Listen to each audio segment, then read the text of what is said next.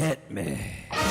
From Studio A in Arcata, behind a redwood curtain, it's time for... Succotash. Succotash Chats, the original Comedy Soundcast Soundcast featuring interviews from Comedy Soundcast. Comedians, soundcasters, and other showbiz folk. And here's your host from up the coast, practically unknown outside of Comedy Soundcast Soundcasting, Tyson Saner.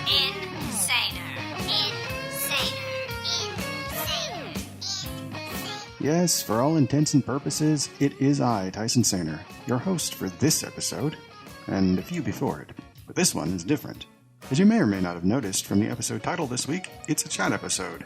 I've been fortunate enough to snag an interview with Davian Dent of The Bitter Sound and the oft-clipped-for Succotash Strange Times. Longtime listeners of Succotash, the Comedy Soundcast Soundcast, might recall that Mr. Dent had, in fact, been a guest on this program way back in 2014 on episode 85, subtitled Delvin with Davian Dent, when the show was still hosted by our esteemed executive producer, Marc Hershon.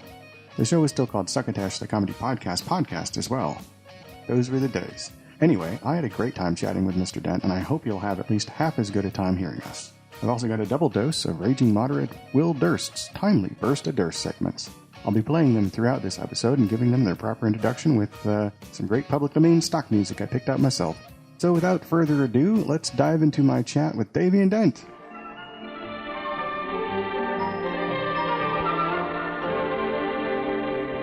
I'm not getting anything peaking above, minus 60 dB at this end.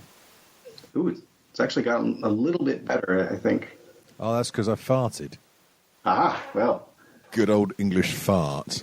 Yes, it's one of my favorite random drops during the Strange Times program is hearing the odd fart thrown in. Now, do you do that with a button or your mouth or a little bit of both occasionally? No, I have a soundboard. I haven't bothered plugging it in because I forgot. Okay. It's fine. Sorry. Soz. You can if you could if you like. I like that, and of course I like the quack quack oops. Oh, hang on. All right then. Quack quack. Fucking hell, is this going to be part of bloody Succotash? Hershon would be so upset because no problem. He used to be so professional. Oh look, I got to plug me flux capacitor in. I got to press a button here, and my cheapo soundboard.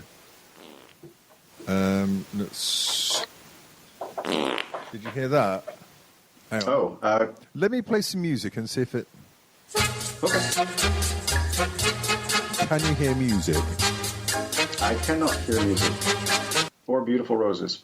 That's really weird. There must be something wrong with the leads or something here because I don't know. They don't have a football club, do they? No. Oh God, you're talking of North or Watford there. Yes. Sorry, Amanda Palmer reference. I don't, generally speaking, do anything to do with kicky ball. Nor I. But although I do enjoy some of the adjacent media that it creates. No, what you want to be into is a good old sport like Formula One, like real men driving in cars that don't just go around in fucking circles. Yeah. But, I do like occasionally enjoy an episode of Top Gear as far as the automobile goes, and I do. There's a show that they do for Amazon Original that we've seen, that my wife and I have seen the first season of. We both enjoy quite a bit. I can't remember what it's called. Probably Grand Tour, I think. The Grand Tour. Personally, I love a bit of Top Gear whenever I can get up my nose. Yeah, it's entertaining. They do some pretty funny stuff. Also, I'm not huge into car culture, although I do like the things that it creates. I like the type of media that comes out of it. Like, for example, the Wachowskis' Speed Racer film is one of my, favorite things to throw on and, be eye-dazzled for, an hour and a half or whatever. Actually, it's about a 2-hour film. But, between the martial arts and the fake landscapes and the... I don't know, did you ever see the Speed Racer film? No, I did not. Well, it's good with a bit of... stuff and things. We like stuff. A bit of influence. A bit of influence. A bit of the old Mandy's. Yeah. Jolly good. I remember all my life. So what I was thinking for the program today was just, more or less a straight ahead interview, but also, room for silliness, and it doesn't have to stay that way. If things get if things get sort of off track, I mean, there's not really a track, but if we want to just try something more experimental, because I'd like people to come here and hear, quote unquote, hear into this audio space and feel that they can play around if they like to, and talk about podcasting and other things, or soundcasting, of course. Well, I'll do whatever you tell me to do, mate. I'm a happy and willing participant. Yeah, dear listener, you can't see this because this is audio, but I'm waving up my packet of tramadol. I've got. Here you go. Can you hear that? I've got that much to last me, and when that's gone, so am I. So what is tramadol exactly? It is a gateway to heaven. Actually, it's kind of it's like a synthetic opiate, really, used for moderate to extreme physical pain. And I've had this terrible pain in all the diodes down my right-hand side for a number of years now. That, and I know a dodgy bloke in the pub who can get it for me. Yeah. Nice. Yeah, it's nice. Because I don't really put a lot of stuff into my lungs anymore that's based on tobacco goodness. So I tend to get my chemical enhancements through digestion these days. Oh yes, digestion is it's the foundation of all our health, essentially. Well, yeah, mainly. I mean, apart from masturbation, I think I'm probably in entire agreement with you there. Right. And as foundation, I meant the Isaac Asimov series, but nice. Which I've never read, but I will drop a reference because it was gratuitous and necessary at the moment. Well, they got nice book covers. They got nice book covers. Oh, do they? I don't know. Oh, have they? I don't know. It's a good question. I just remember seeing a big, thick book on the shelf. It looked like there was a man in a chair of some sort, perhaps a wheelchair. I'm not sure. Imagery tends to go through, and if I don't latch onto it, it kind of embellishes. Like I've told people in the past, not on this program or any other. I don't think. Well, maybe on anti-social show. And they seeing Star Wars at 3 years old in the theater in 1977. Ooh. I didn't know what space was or what Jedis were, or I see what looks like, I guess, wizards, because I must have seen pictures of wizards or something, and that's what I think the Jedi were, and so I must have assumed that the Death Star was some kind of castle, and probably never put together that the idea of this ball floating around in blackness was, the interior was what looked like a castle. Probably didn't connect that at all until later. Yeah. But same kind of deal. But, it's all cool. That's cool. Gratuitous and whatnot. So I re-listened to episode 85 of Succotash recently. Oh my goodness, that's going back a couple of minutes. Yeah, it was about 2014 actually. 2014, God, that was when podcasting was actually black and white, as far as I recall. Yeah, those old crazy 32 kilobyte per second days are marvelous. No, so I remember that. I listened to a bit of it, and I heard that something that I guess I had forgotten over this time is that I think he asked you why you were in podcasting and or how you got into it or what influenced you, and the answer, essentially, the short answer was Kevin Smith, and I think that's something we share in common. So yeah, well, it was either Kevin Smith or Ricky Gervais. Oh yeah, sure. So yeah, it was one of those two fat cunts. Although Kevin Smith's not so fat anymore now, he almost died. Yes. Yeah. And I'm very glad interesting he didn't. How that will. Very glad he did. Very glad he did not die. Me as well. I had experienced a great deal of, it's I want to say frustration, but I tend not to get too attached to, even though they are people who are in the entertainment industry, because of the general reckless lifestyle. And also, I don't know these people, so, they're not my family. But I did have I had an affection for him. And every time I'd hear him talk about how poor his diet was and how he was almost proud of it, I just was like, well, he's going to have a heart attack soon. Yeah. And lo and behold, but, it's not like I was the only one saying that or thinking it. And it wasn't because I was, certainly it wasn't looking forward to that happening. I was hoping that he'd have some kind of less serious life-changing event that would possibly cause that. But hey, whatever it takes. He's very lucky to have been in the part of the world he was in, to have access to the medical care that he had, or he would have definitely died that day. Oh, for sure. From what I can make out from the reports, there was a doctor pretty much in the audience or something, without which he might have shuffled off this mortal coil by now. It does seem that way, yes. Oh, oddly, you may or may not know this or may not have heard. Also, I'm talking to the potential listeners out there that my involvement with doing soundcasting or podcasting and how it crossed paths with Kevin Smith and his Smodcast Network was a 10-episode a mini-sode or mini series podcast. It's called Smod Squad Pod, I think, or Smod Squad Podcast, I think it was. Wow. Try saying that with a dick in your mouth. Yeah. The motto of the show was apparently it's a squirrel fucking good time. Cool. Controversial. I don't think I contributed that, but it's cool. It was basically 5 people from different parts of America who had Kevin Smith in common as something they enjoyed, and then it was recorded by a guy in Canada, Jamie's bus driver. Right. Me up in Washington, and then I guess like 3 people in Southern California, and that was a strange experiment that none of us knew each other before that. We just met for the show. We had 10. I don't know if I can 10. I don't want to say good or bad. We had 10 episodes, and then and that was longer ago than even and certainly than Antisocial Show or whatnot. It was and then nothing for many years until Hunter, my co-host for Antisocial Show, convinced me to start doing a podcast with him, and so I thank him for that, and I thank all of you for the kindness that you've shown me throughout the years. No worries. Well, that's all the time we have for. No, I'm kidding. There's a. That'd be a great ending point. So, how?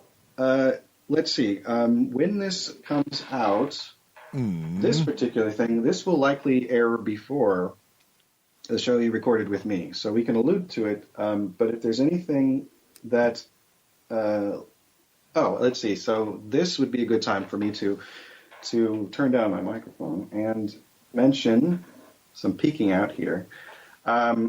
You returned to Strange Times. I listened to the episode. Right. Yeah, you've had a proper full episode with the 3 of you. No longer short. Thank you for coming every week, but we're not all here right now episodes. Which, by the way, I enjoyed listening to those as well with Kat and Samantha. It was nice of them to update and also keep it going. The Rigid Fists episodes, I guess, all those. Yes. The Rigid Fist, yes. Yeah. Well, basically, for various reasons, I was not available. Health issues, physical and mental, to be perfectly honest, kind of prevented me from doing anything apart from dribbling and other things. A show before Strange Times that my mate Kat Sorens used to do was called The Rigid Fist. He did a little solo podcast by himself. So I said, oi, you Aussie cunt, do a couple of those just to fill in the gaps. I did ask Samantha to record some stuff, but I think she might have been drunk that year. But yeah, and I think we also had a letter from America by our good friend Mr. Ed Wallach. Yes, and a couple of little bits came out, and we're kind of back. We're going to do our normal recording every Saturday. We might do ones in between where I speak to various ne'er-do-wells over here in the good old UK, and it's just business as usual, if there is indeed a usual for Strange Times. There you go. Cool. I'd always wanted to ask what your start time, being the person in the earliest time zone, as I am with Hunter, and also when we recorded the other day.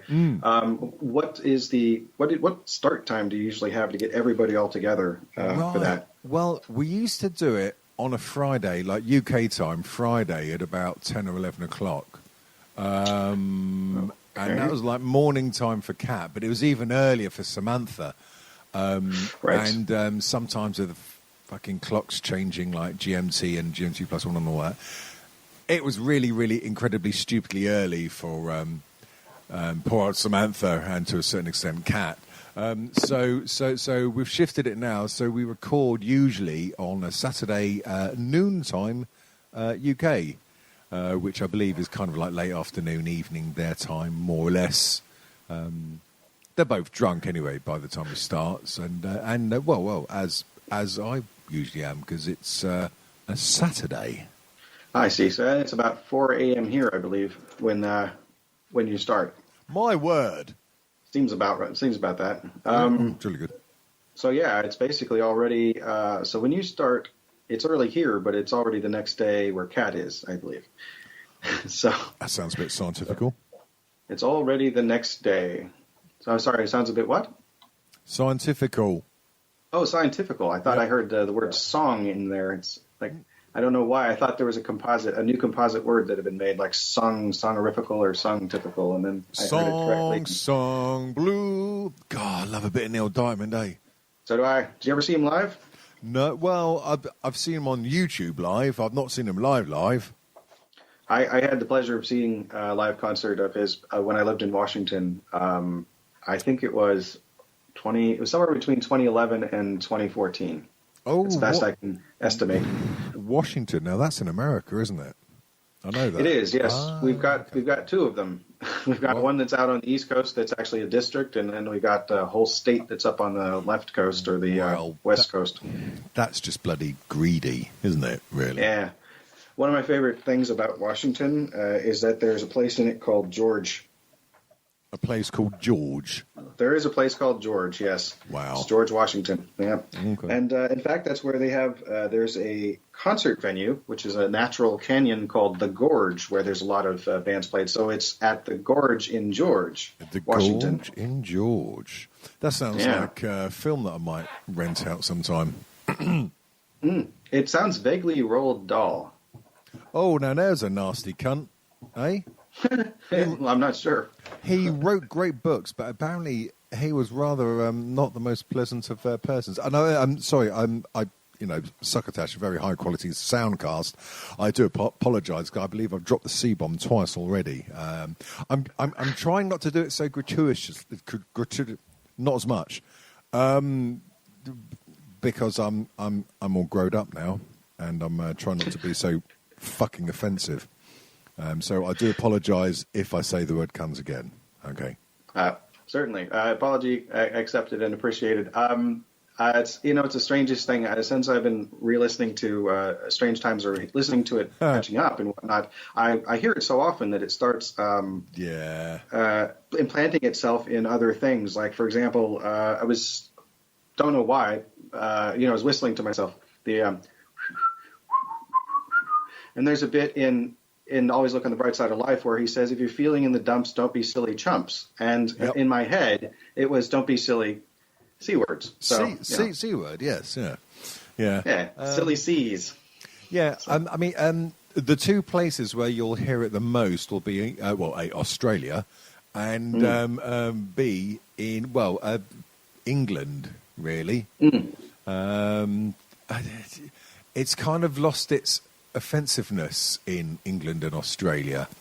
That's my understanding. Quite a lot of the time, it's just a word. Although I understand it can still be very offensive elsewhere, so I do try not to drop it so often. But sometimes it slips out, just like Johnny's from your mum. Oh. Wah, wah, oops. If you want, I'll send you the sound files to my soundboard, and you can just do as much as you want in post. Oh, I'll just start abusing that. Yeah, that should be fun. I mean, using that. There's it's. I think the most I had. Oh, by the way, I understand the word is closer to essentially what we say. I think is asshole. Maybe it's just that common where it's like, oh, what an asshole. They'd just say what a cunt. Oh, arsehole. Yes. Oh yeah, arsehole. Yes. Thank you. Fanny. Fangita, I don't know. No, fanny's the other one. No, fanny's the other thing. We say fanny, you say... Yeah, well, the thing is, you think fanny is your bottom. Bottom. Whereas over here, it was what we would charmingly call one's front bottom. Front bottom, yeah. That's one of my favorite euphemisms. Or not euphemisms. I guess it is. Vajayjay. Vajayjay. Oh, yes. Have you ever seen a P-Jazzled Vajayjay? No, I'm not a religious person. Nice. As promised, there's the music, which can only mean one thing. It is time for our first Burst O' Durst. This one is from April 27th of 2018. It's called His Own Worst Enemy, in which our intrepid correspondent reveals the target that our president painted on his own chest. Hey guys, Will Durst here with a few choice words about Donald Trump's worst enemy. No, it's not the media, it's not Iran, it's not the Democrats or the Republican Congress, it's not Godzilla, King of the Monsters, or Chris Christie. The winner is, drumroll please, Donald Trump. It's the man in the mirror. Our 45th president is a stable genius at getting in the way of his own agenda. Shoots himself in the foot so often his nickname should be Stumpy. The man is unable to keep from stepping in various pools of effluvium with a stink that would knock a flock of buzzards off a line of porta potties on the last day of Coachella. He recently went on Fox News' morning show and had a meltdown the size of a glacier hosting an active lava flow. Many pundits claim that his performance gave train wrecks a bad name. It got to where his loyal sycophants had to cut him off. We know you're busy. They worried he was digging his own grave and took away the shovel. One of his rants was about how Michael Cohen hardly represented him at all, but did in, quote, this crazy Stormy Daniels deal, unquote. Then he said the money didn't come from campaign funds, when earlier he had denied the relationship happening at all and said that he had no knowledge about the payoff. The man suffers from such a tertiary case of foot and mouth disease, he probably saves time by flossing with his shoelaces. And all the wounds are self-inflicted. Trips over chalk lines that were painted on the floor. Give him enough rope and the guy will hang not just himself, but the whole room, especially that oval one. For Succotash, the Comedy Soundcast Soundcast, I'm Will Durst.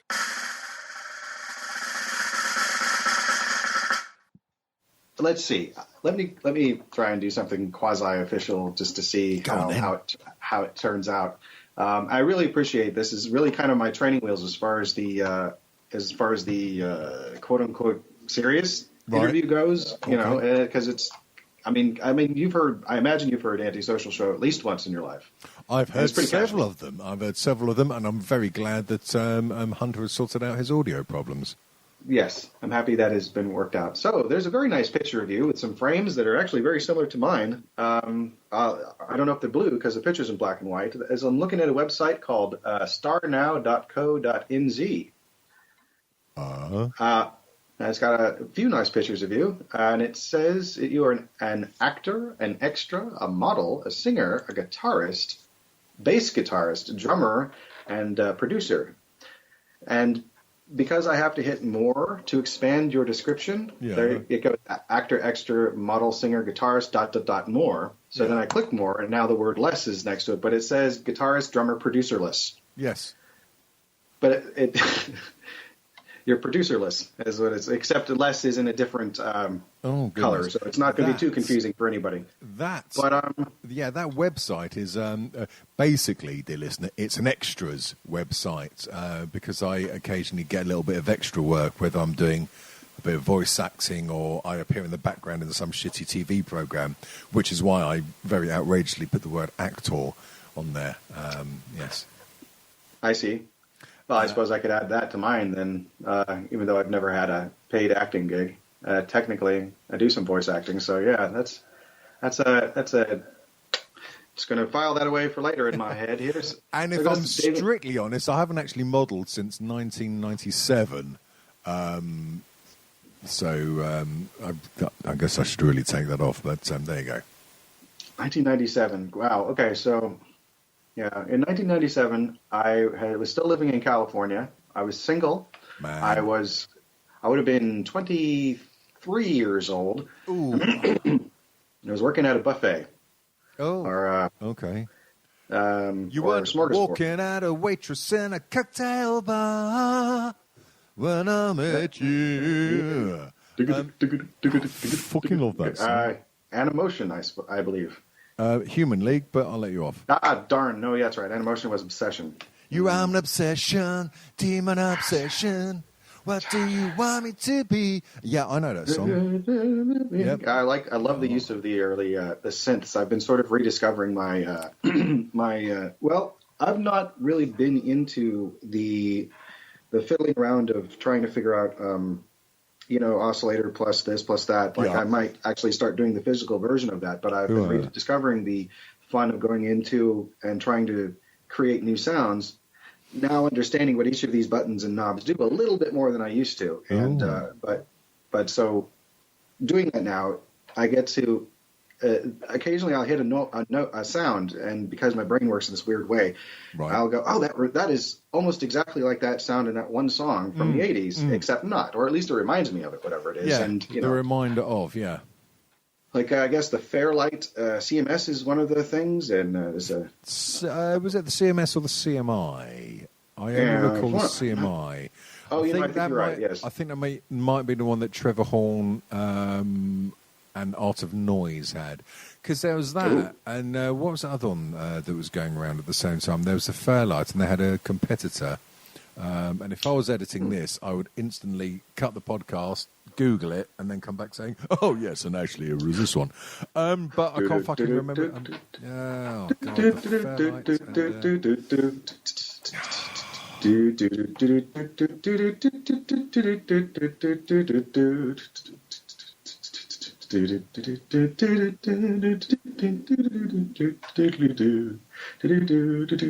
This is a deep cut for people who actually listen to this the podcast and get that reference.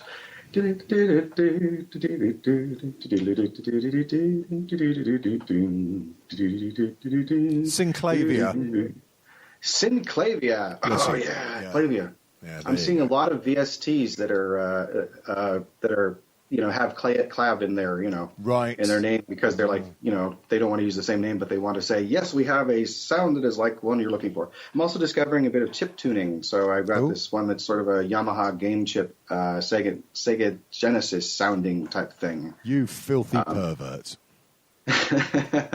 Oh, by the way, I really like the music on your show. I wanted to ask, do you do all the music on your show aside from, of course, like the which is probably apart from some of the obviously sampled loops and stuff? Yes, same as the bitter sound. It tends to be either me or actually on the bitter sound. There's a good friend of mine, Short Sai, who does some very, very good music stuff. Married to the lovely Megan from the Screams and Moans podcast, which apparently you heard it here first, folks, is coming back. Oh. Very nice. Yes. A mighty fine broad gram that was. She's got a cracking pair of tits as well. Well, sorry, are we still recording? Hello? Yes, we are. Sorry, I've seen her.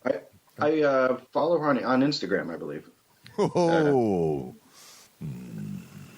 Yeah, so you can. I think you can follow Megan of Screams and Moans on Instagram at Pumpkin Pearl. I think is what it is. I could be wrong. This might all be coming out, but her mother has got a really nice arse. Tied to a post in the backyard. Well, no, that'd be an ass, wouldn't it? Oh, I guess so, yeah. Anyway, sorry, I think I might have derailed you again. You were talking about my crap extras website, and I got very embarrassed and I derailed it. Oh, I understand. Yeah, well, believe me, a lot of the stuff I make is garbage. But I really like the indie music is very I like it's a combination of synth and hard bass and a chiptune sound type instrument. Yep. Like the bloop bloop bloops and the boom boom boom and the and a wah ba ba ba ba ba ba ba boo and a wiggy bing bing bang bong. Yes, indeed. Thanks. Textures and sounds. I like Oh, sounds and textures. You got to have a bit of fucking texture, ain't you? Eh? You got to have some texture in there. Gives you a bit of perspective. Bit too much fucking perspective. Oh, what film am I quoting from there? Oh, it's too much perspective. Thank you very much. Oh, it's Spinal Tap. Spinal Tap. Yes. Yeah. That's a great movie. Speaking of Spinal, movie. That's like a film, isn't it? Brilliant. So if you like Spinal Tap, you should check out Bad News. It was made by the team that principally did that great series in the UK, The Young Ones. I think Really? I think it actually came out a little bit before Spinal Tap, but it didn't have the backing. But it's a similar thing, sort of like a really crap sort of heavy metal documentary or rockumentary, as I believe the cool kids on the block say. Was it also a mockumentary, or was it a real? It was band? a mocky-docu-rocku. Yes. Cool. Yeah, Bad News. It was done under the group title The Comic Strip Presents, so that would be one way of finding it. From 1988. Yes. It looks like. Oh, good. Well, I'll be looking forward to that later. Oh, you'll like that. You can watch that right after you watch a Serbian film. The Serbian Trump? I'm sorry? A Serbian Trump. Now, that I'd like to see. I don't even know what that would... Uh-oh. Sound... Nope, we're good. Yep. Well, the sound dropped out for a second. Ha ha ha ha ha. Sometimes there's a jungle. It makes me wonder. Or something. Keeps me from going under. Yes, rest in peace, Rick Mayall. Oh, God, yeah. Yeah. I hate it when I hate it when the good ones go. It's a bit of a it's a bit of a bummer. You see, I almost said cunt, but I didn't. Yeah, because he was a really nice guy by all accounts, and funny as fuck, good person. He was pretty funny. Yeah. Gosh, yeah. So yeah, go ahead. I'm sorry. No, that's all right. I was just going to ramble like a deranged maniac for a minute. But did you ever see his Herod from Jesus Christ Superstar? No, I did not. It's worth it. Yeah. If have you never seen the original one that was made in the 70s? Josh Mostel was Herod and also quite good at it. Oh, okay. But Rick Mayall's Herod it's in a different category, and it's Rick Mayall, so he's got that Rick Mayall intensity that is right. That is so fun. How familiar are you with first of all with the Weber and Jesus Christ Superstar? Because I'll tell you, I only one or two shows here and there, and I've enjoyed those, but I'm not, and I do like, but there's just so much musical theater that I could possibly experience that I only have so much, obsession space in my brain to enjoy the music from a few at a time here and there. Good. So I haven't, and he's so prolific that it's like I can't get to all of them, and I don't know that I'd like all of them, but I do like a few of them certainly. And Jesus Christ Superstar is one of them I discovered very late in life. Okay. Such a strange thing. Such a well, it's a rock and roll Jesus musical. So I mean, from the 70s with American 70s music, or I guess not American, but American style. Yeah. So I guess whatever that style was during that era, I'm with you. I am not familiar with it, but I can always Google, and then by the power of DuckDuckGo, I can probably find some of this material of which you speak. Yes. Alrighty then. I think it's time for the conversation to be decided by dice. Ooh, part of the title of one of my favourite books. By Andrew Dice Clay? No, not that shit. Lucas Reinhardt. Well, Luke Reinhardt, the Dice Man. Well, Luke Costello. No, I understand what you're saying. Lucas Reinhardt. Luke Reinhardt. Sorry, it's yeah. Very good. It's a very good book, or book, as you might call it. Oh, look, he's actually getting the dice out. A book. A book. So this experiment could be a spectacular failure, but I'm going to choose. Are you familiar with? Yeah, let's make more white noise. Are you familiar with Rory's Story Cubes? No. All right. So what they are is they're a bunch of dice that have pictures on them and of various types. There's one set that's all nouns and then one set that's actions. I am going to take one of the 9 from random. Okay. Place the rest back. And I realize I have no rolling surface. So this is what the original thing looks like. It's a little bag or pouch with lint on it. Right. Gotcha. And these are the original set of dice. So I haven't rolled this one yet. I'm taking that, putting that over there, and taking one random from the 9, because it's 2 sets of 9. So there is no telling how this might go. And for those of you who are listening in black and white, get a colour TV. Alrighty, so I'm going to go with the nouns for the first word, and I will show it to you so you can see it once it's rolled up. Ooh, that's interesting. Oh, will you say that? All right, and I'm rolling the action dice. Alrighty then. So this is an example of the picture. So I'm going to show you these, and then this is the first one. What the fuck is that? It appears to be to me, it looks like a small person noticing something has fallen behind them. Like in the illustration here, it's 3 lines indicating movement and a small dot, so it could be a small stone. But they apparently were reaching for something working, not walking, or they were doing this strange sideways walk. But it looks like something just dropped next to them, and they just missed whatever it is. Now, that is the action. The first die came up with the pictures of the nouns on it. This was a picture. Oop, no, there we go. Okay. Pretty much the universal symbol for flame or fire. So, yes.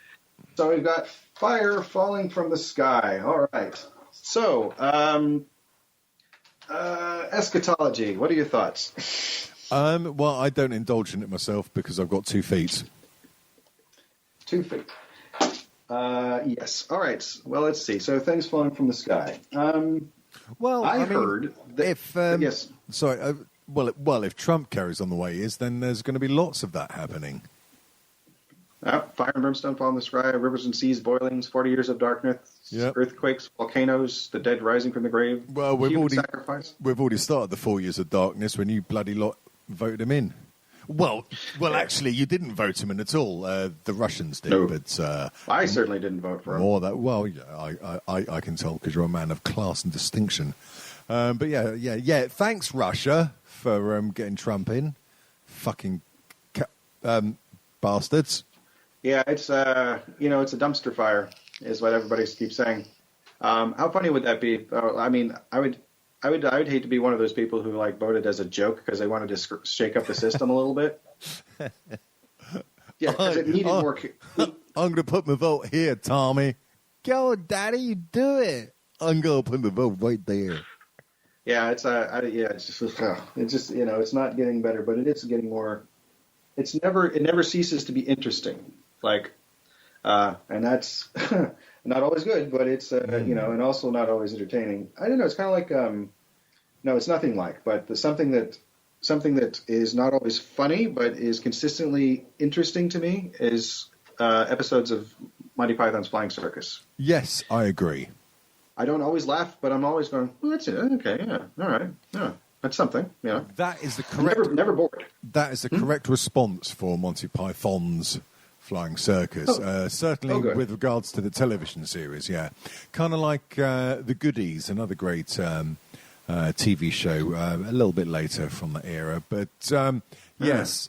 Sometimes hilarious, occasionally mildly funny, but always interesting. Something I appreciate greatly about them, and then also it is kind of what colors my choices of podcasts to listen to. So podcasts that always are interesting to me tend to stay in my brain longer, and also tend to, when I have time to just listen to them for leisure, I tend to focus more on the ones like the Todd Glass Show or How Did This Get Made? Todd Glass. I love Todd Glass. Yeah, I miss his show. I haven't had time to listen in for a year, but I did listen to it very, very frequently. And some people may know I also did a couple of remixes with audio from Todd Glass's show. Those are on my SoundCloud site, on the Todd Glass playlist for anybody who's interested in that. hey, Tyson, I would like to listen to that. Where would I point my internet browser if I wanted to listen to that? Well, you could point it to SoundCloud. You just type Tyson Saner into SoundCloud, or do it in Google and then put SoundCloud next to it, and that is one word, SoundCloud.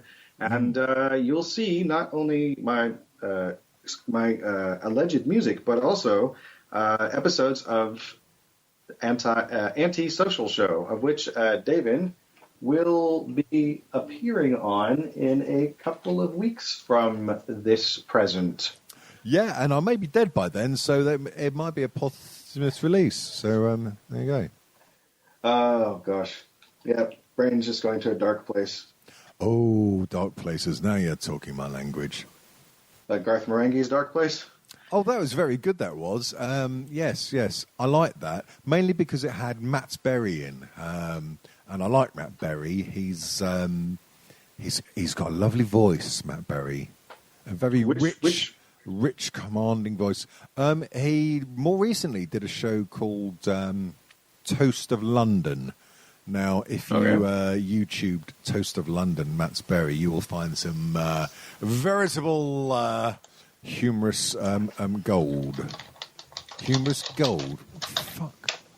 Alrighty then, I put that on there, and that will... Aha! Oh, him, okay.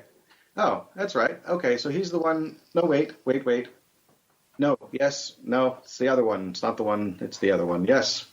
He's the one who had, like, he was on Garth Marenghi's Dark Place, he was doing, like, almost a Patrick Stewart type voice the entire time. Ah, yes, that is entirely his vocal style.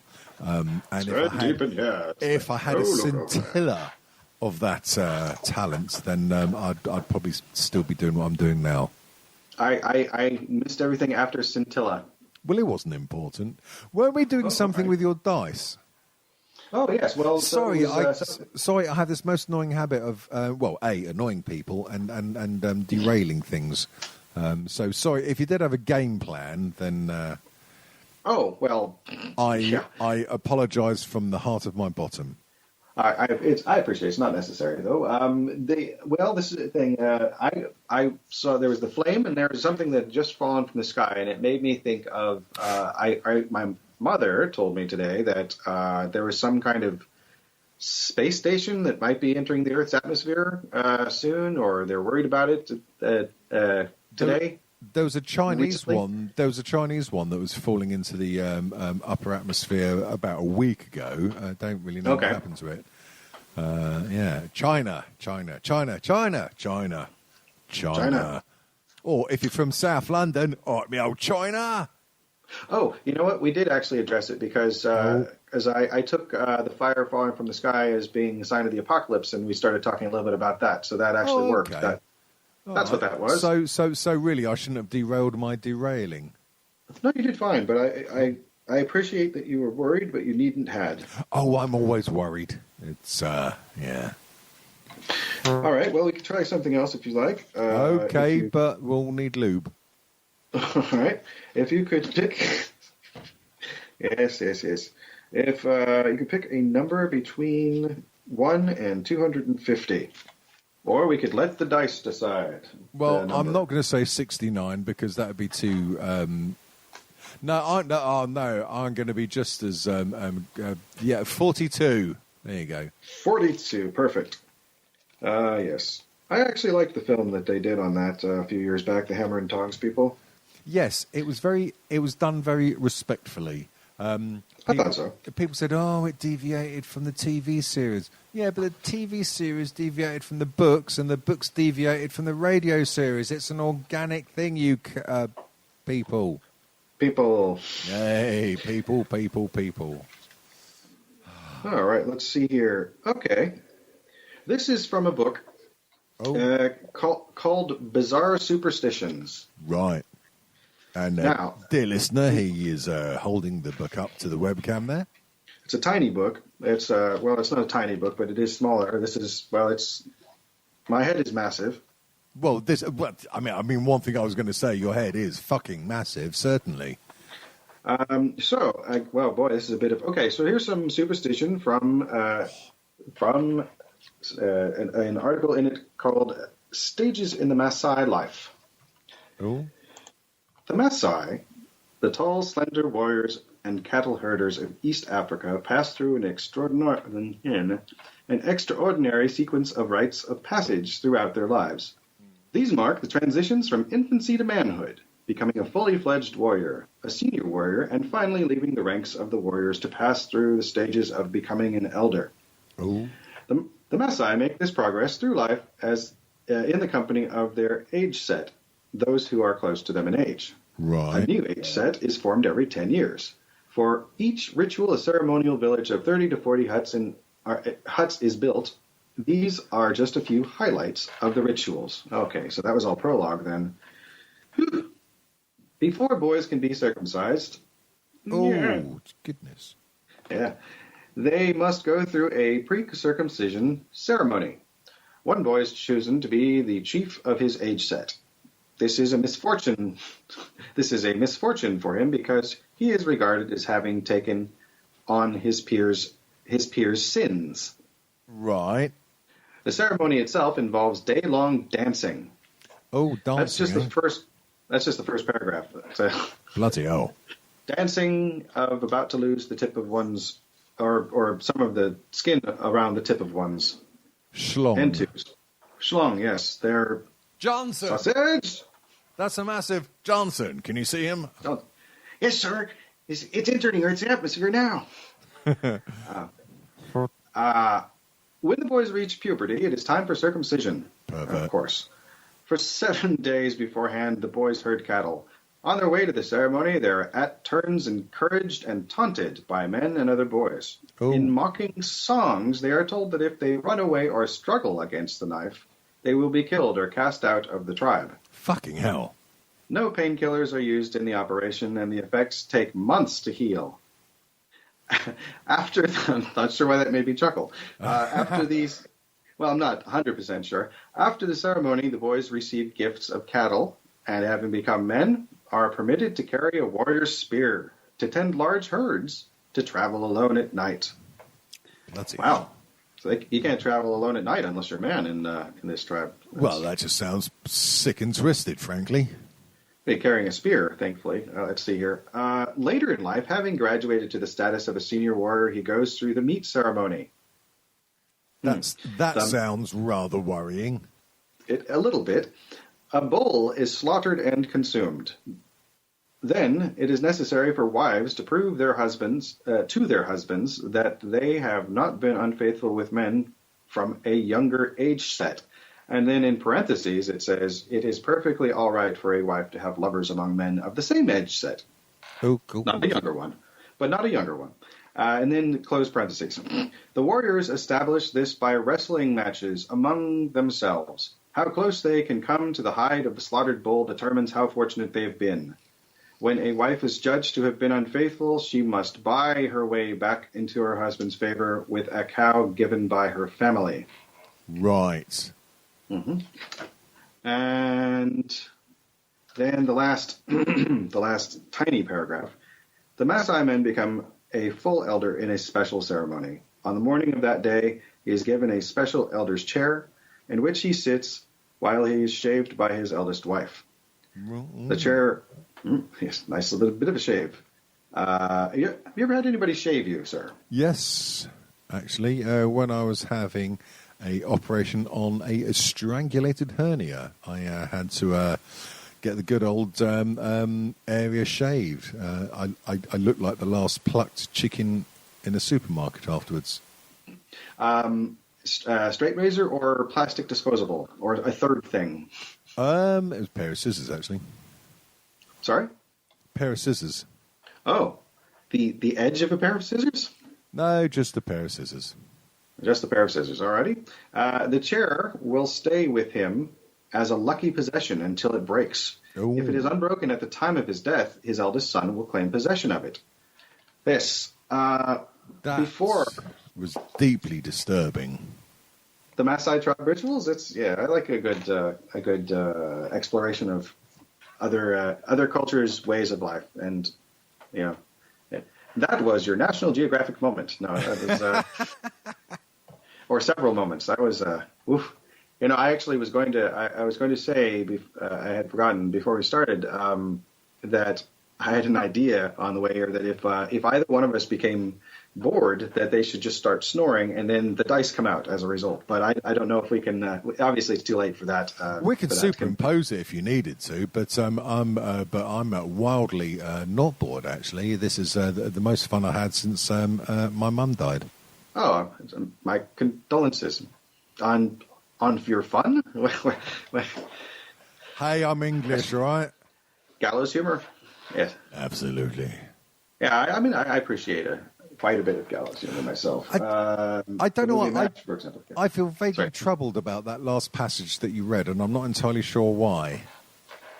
Which part of it? The entire the well, chair all bit, of it. Well, I mean, the threatening of cutting off certain bits of skin. It's not right. It's not right, you know. Well, it's what's interesting about it is how what's interesting about it. What to me stood out was how you can't. You can't resist, obviously, but it's not that you can't resist it so much. It's more that you can't complain. It's like, no, this is occurring, so make peace with it, or you will be mocked. Basically, it's like, it doesn't want to get the tip of his Johnson cut off, or the tip of the skin or the surrounds the tip of the Johnson. God, you're making me feel all wincy now. Yeah, no, don't get me wrong. I'm not a fan of genital mutilation. Genital mutilation, yeah.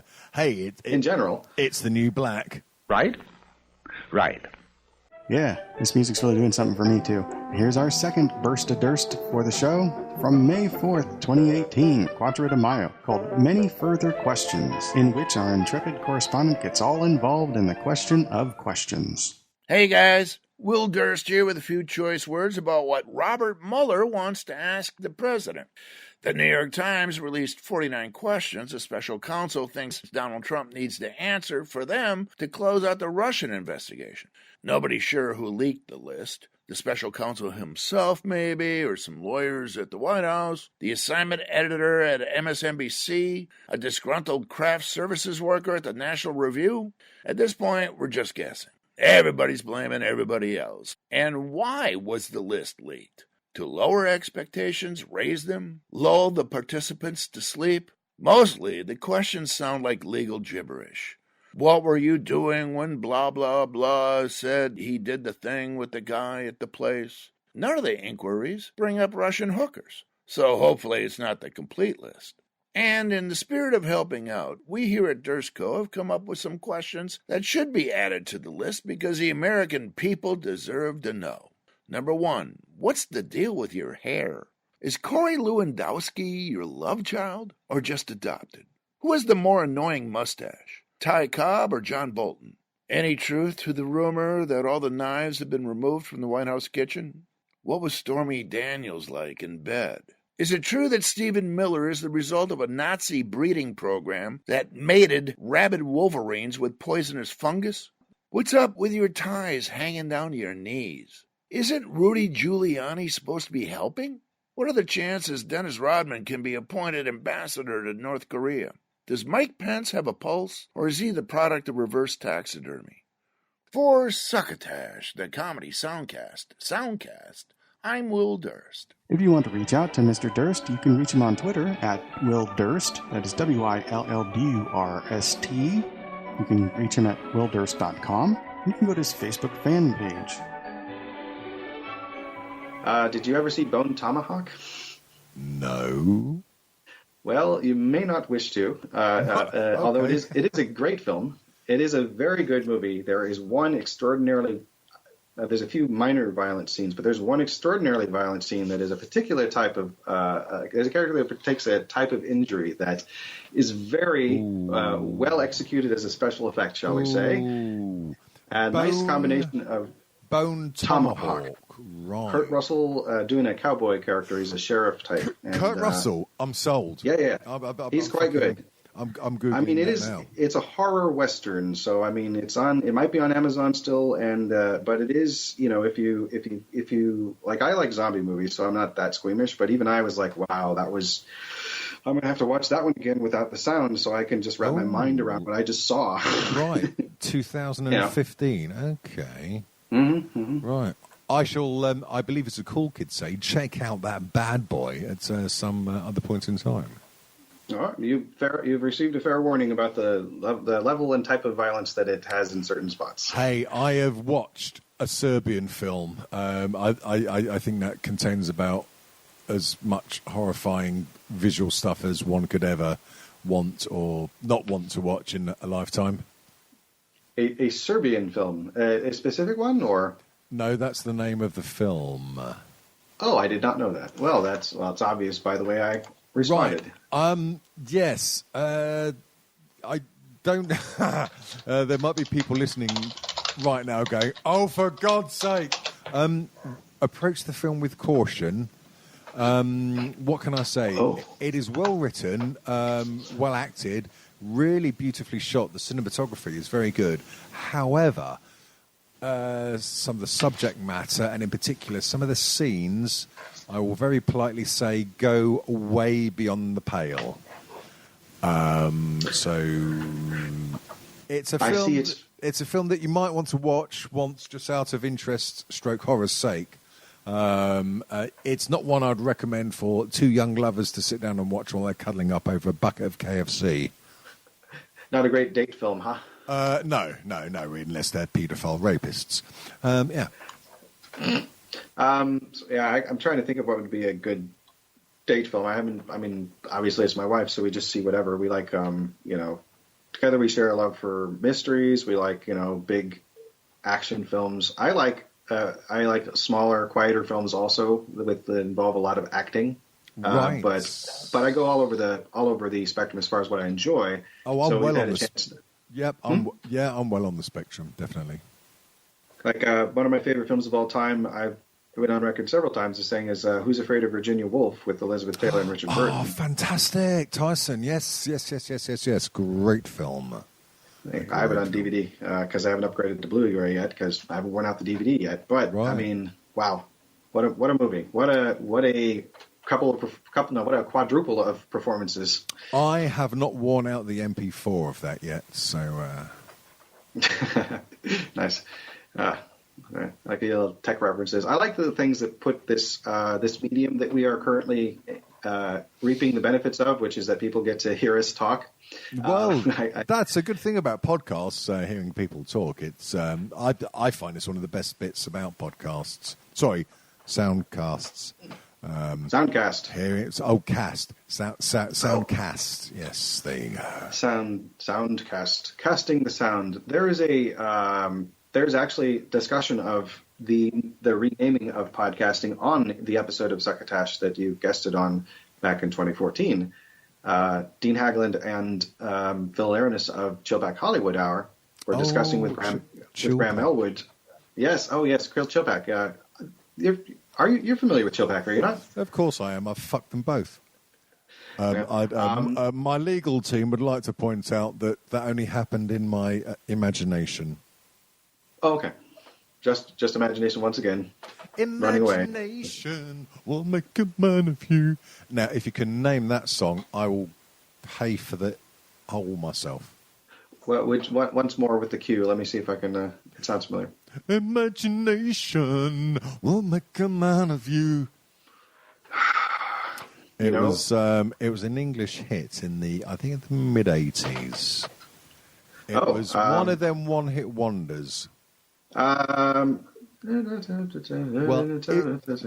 if you promise not to tell the listeners, I can tell you who it is now.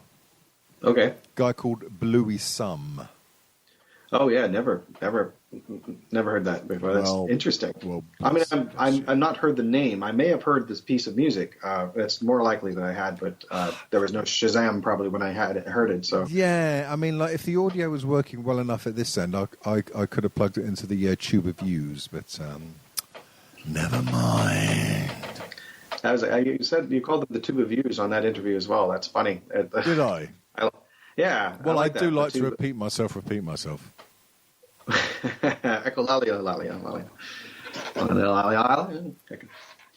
Anyway, visual. Yes, these visual jokes. What's great is we don't actually have to do visual jokes to say that we're doing them.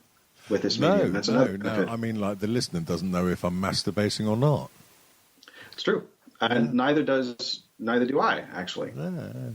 Because we're both from the décolletage up at this point. Well, as with pretty much every single photo of me since, well, funnily enough, since I stopped modelling, the photos are done from the upper chest upwards, very bleached out, so you can't see my fat chins and baggy eyes. Yes. Yeah, I still got this that I'm working on getting rid of, but now, Tyson, my friend, I've got a cure for that. Snip? No. Well, no, do what I do. Just fucking grow some beardish hair type thing. It covers a multitude of chins. There's more of this interview, but I've left it off this episode because I'm trying to avoid a 2-hour runtime for the episodes that I'm editing.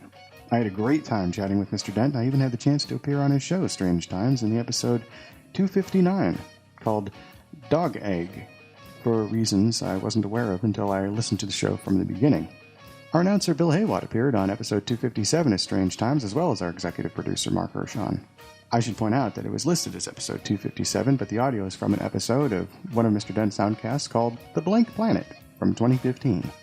Now, Strange Times and The Bitter Sound, a soundcast also created by Davian Dent, can be found at www.strangetimesshow.com and www.thebittersound.com, respectively. Or you can visit the Podnose Network site and find both of these soundcasts there at podnose.com, alongside close to 40 other soundcasts. The network also has a Patreon site that you can visit at www.patreon.com and search Podnose. That's Podnose.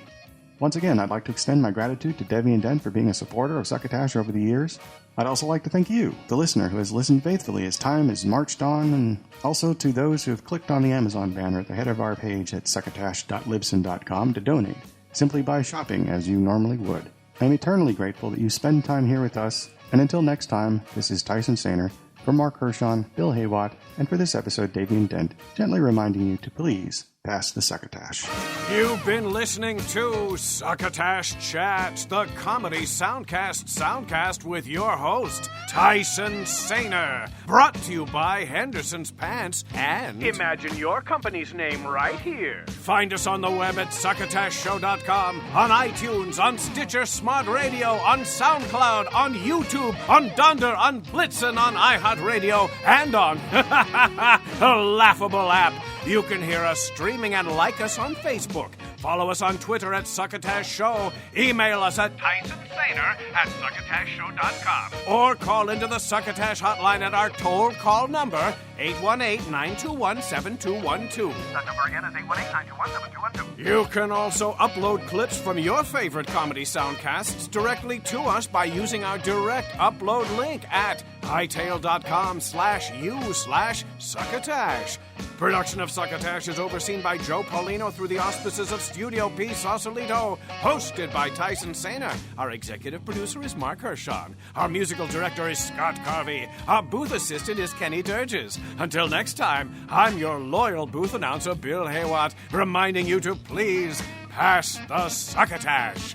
Goodbye.